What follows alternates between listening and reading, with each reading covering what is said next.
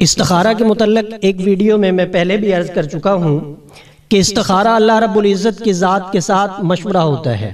جب کوئی بندہ اللہ کی ذات کے ساتھ کسی کام کی مشاورت کر لیتا ہے کہ اس میں میرے لیے کام کرنا فائدہ مند ہے یا نقصان دہ ہے، تو اللہ رب العزت رہنمائی فرما دیتے ہیں۔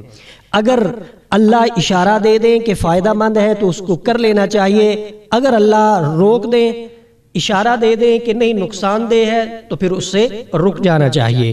استخارہ کا عمل میں نے پہلے بھی ایک عرض کیا ہے، آج ایک اور آسان ترین عمل آپ کی خدمت میں پیش کر رہا ہوں۔ استخارہ کا آپ کر سکتے ہیں، کوئی بھی کام آپ نے کرنا ہو تو اس کام کے لیے آپ اللہ رب العزت کی ذات سے مشورہ لے سکتے ہیں۔ کیا کرنا ہے؟ آپ نے پہلے پاک صاف کپڑے پہنے ہیں، خوشبو لگانی ہے، جس جائے نماز کے اوپر آپ نے بیٹھنا یا پڑھنا ہے اس کو آپ نے پاک صاف رکھنا ہے، اس کو بھی خوشبو لگانی ہے۔ پاک صاف باوضو ہو کے آپ نے 2 رکعت نماز صلاۃ الاستخارہ کی نیت سے پڑھنے ہیں۔ پہلی رکعت میں آپ نے سورہ الم نشرہ پڑھنی ہے اور دوسری میں آپ نے سورہ فاتحہ کے بعد سورہ اخلاص کو پڑھنا ہے۔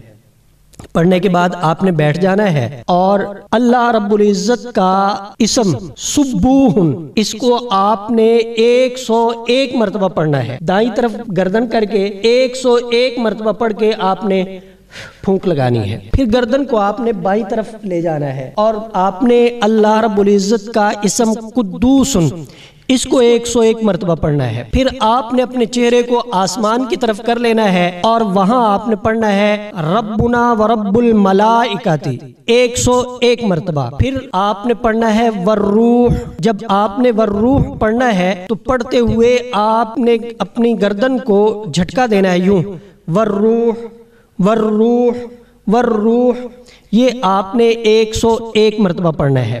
پڑھنے کے بعد کسی سے بات کیے بغیر، کچھ کھائے بغیر آپ نے اپنے بستر پہ سو جانا ہے۔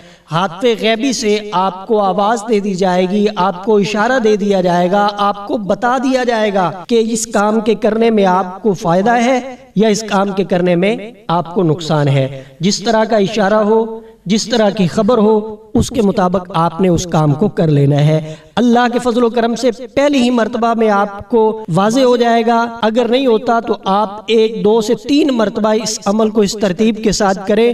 جس کام کے لیے آپ اللہ سے مشورہ چاہ رہے ہیں آپ کو ضرور مشورہ مل جائے گا۔